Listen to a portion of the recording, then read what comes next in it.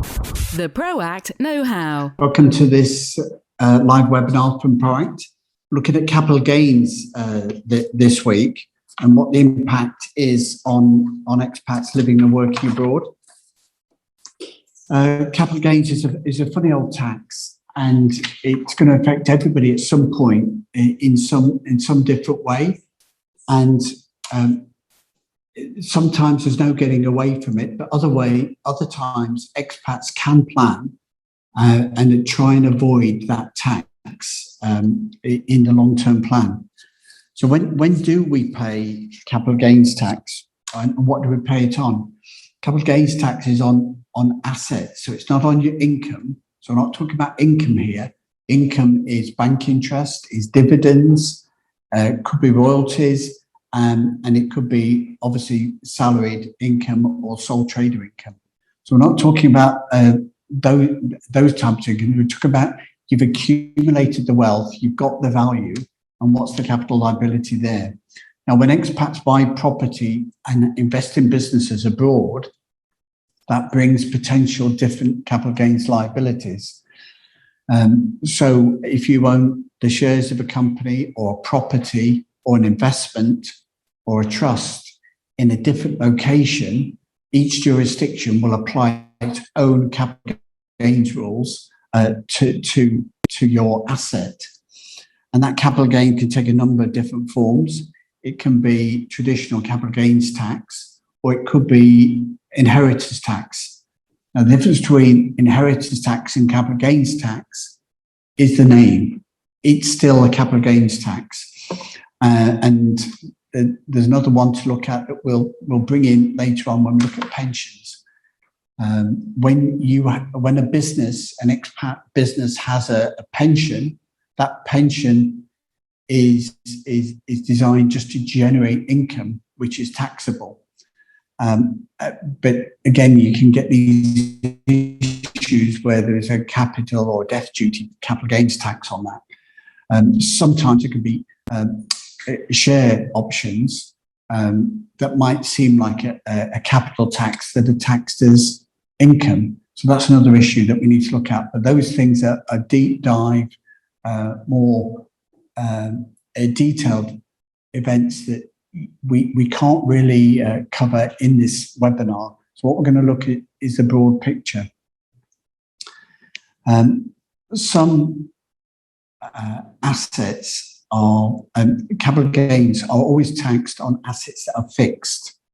So if you own a valuable painting, if you've got a Van Gogh or a Monet, and you take it from Cyprus to the UK, then obviously that valuable asset has moved location.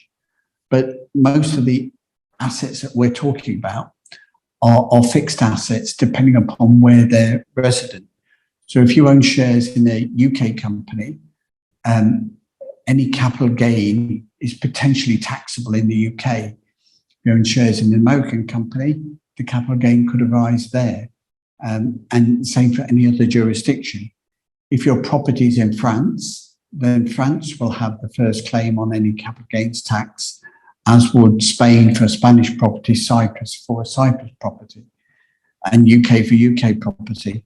In the UK, they make a distinction between residential property and commercial property. So commercial property is treated as a general capital gains tax liability in the UK, whereas residential property has a higher rate. You're either going to pay 18 or 28% capital gains tax on any residential property, unless, and it's a big tax exemption in the UK, it's your own or main resident. So an expat who owns a property in the UK, even if they don't live in it full time, even if they just use it as a holiday home or business home in the UK, and they're not full-time tax resident, it can still be their main home in the UK, and therefore it's potentially going to be exempt from any potential capital gains tax in the future. However, if you are an expat, there are pushings and challenges that compromise that, because if you're an expat, it can't really be your main residence, so potentially fall foul of that exemption rule on sale.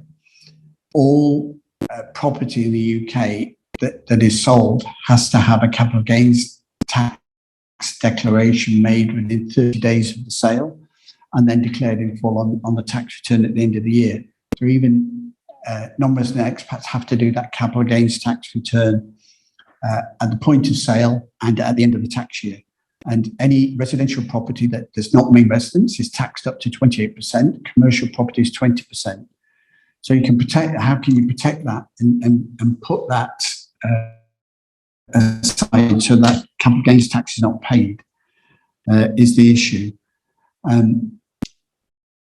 Shares I've got the same scenario that they will always be taxed. If you use a trust in the UK, that will generate an income tax up to 45%, and you'll still get the 20% tax on any in the big capital gains tax in the UK.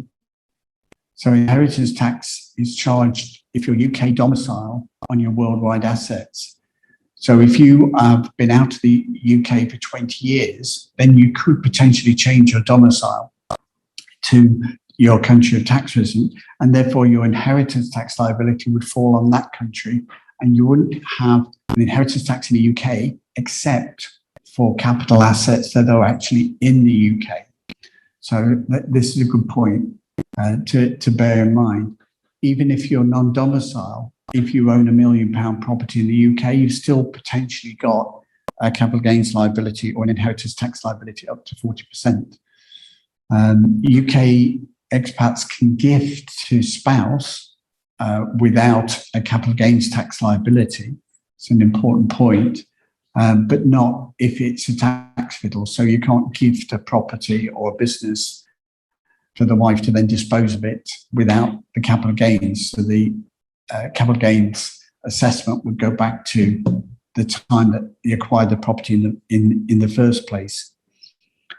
UK expats that move abroad have another opportunity. So certain types of capital gain in the UK can then become a deferred liability. So if you've got shares or business, but it's a business sale or an investment sale or a property sale in the UK with a potential capital gains liability, if an expat at the UK based expat has relocated from the UK, they're not tax resident in the UK before that sale decision is made, that capital gains tax is potentially deferred for up to 5 years and then falls away. So you'll hear of some successful business people that will relocate to Singapore or the Caribbean or Monaco. And what they're doing is relocating before they sell businesses to acquire a capital gain, and they need to remain outside the UK for up to 5 years to avoid any capital gains tax on that UK disposal altogether. So if you've got a large capital asset built up in your business that is UK based, either through shares of your private company or assets of that company, buildings and shares and intangible assets, if you become expat and then in future years make that decision to sell, so you could have left by the UK tax year end 5th of April, if the following year or the year after you decide to retire or dispose or sell of that asset, then potentially that is taxable in the UK, but the liability is deferred while you remain non-resident. So this can be a very, very effective tax planning tool for people that have built up significant capital, business, property, and investment assets in the UK to become expat before they incur that liability. The domicile factor for inheritance tax will still follow you around, but then there's actions you can take with that. So on your deathbed, you could give your stuff to your wife to avoid the inheritance tax. She would then pass that on to children. But with UK assets, UK domiciled expats can gift assets into trust or to family directly, and potentially they become exempt from inheritance tax over 7 years down to zero. So handing over the business or the property directly or indirectly through trusts to the family beneficiaries or to shareholders can potentially make the estate inheritance tax free in the UK, even though you still remain domiciled. So less than 7 years rather than having to be expat for 5 years. So a UK expat could take the decision, relocate abroad, within a year or two, sell and dispose of the business, defer that capital gains liability, and give those assets to trust or to the children, and defer any liability to inheritance tax on their death sometime later. So lots of tax planning tools for UK expats that are living and working abroad. UK trusts do potentially get a lot of tax, and UK-based advisors will always caution people against using those unless they're for children under 18. Income taxes at 45%, capital taxes at 20%, and dividend taxes 38%. They're very penal. When we look at the Cyprus International Trust, completely different proposition. There's no Cyprus taxes on a international trust. So an expat, whether they're living in Cyprus or not, can settle assets into a Cyprus trust, business assets, investment assets into a trust, and potentially be exempt from capital gains and inheritance tax from around the world. So some jurisdictions don't recognise trusts, but if you're not got any other connection to Cyprus, the fact that you gifted that asset into the trust means that you as an individual don't own that anymore. And therefore, on any disposal or sale or gift or death, you do not own that asset. The liability belongs to the trust and not to yourself. So there still might be a capital gains liability back in the UK if it's a fixed asset that's based in the UK, but there'd be no additional inheritance tax liabilities that would incur for that asset. And when you look at American people, they talk about foundations. Foundation is an American form of a trust where successful gift assets to the foundation, where they do give away funds to charity, but the benefit is that there's no tax liability arising on that. So when you see the stories about Britney Spears, to bear in mind that her assets are controlled within a trust, and that's got some charitable work that they can do, which helps them avoid a lot of tax. So good for them. Bill Gates is the same. So by gifting to schools and computers and to governments and to poor areas, that gives them the charitable donation that keeps their foundation tax free. So lots of different actions. And could a trust own intangible assets and therefore generate an income and an expense to an existing business or investment entity around the world?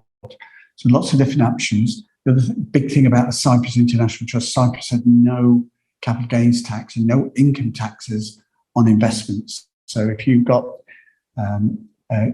financial investments, there's no capital gains or taxes on that in the UK and in Cyprus on an international trust.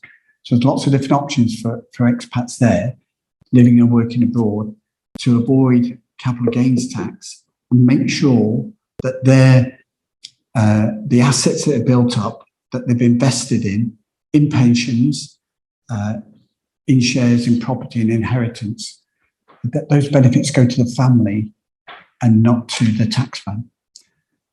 Little proviso point, just going back to the point I was saying earlier on pensions, just have it in mind that if you've got a UK pension fund and you don't convert it into an annuity, people sometimes now use the option not to have an annuity because the money is all gone. It's income while you're alive, but when you're dead, the money is gone. So they keep the fund open and invested and draw the taxable income. So have in mind with those pensions based in the UK, they have a death duty. So they're not subject to inheritance tax, but up to 50% of the fund can be paid as a tax on death. So the family, the wife and children get half of that. So again, there's some tax planning for inheritance that can be done on UK-based pension funds for expats. If you've got any questions, any advice, we can possibly take those now. My screen is not running too well, but if I can help you, if you pop those questions up, I will answer those going forward. I'd like to remind you that we run a monthly webinar.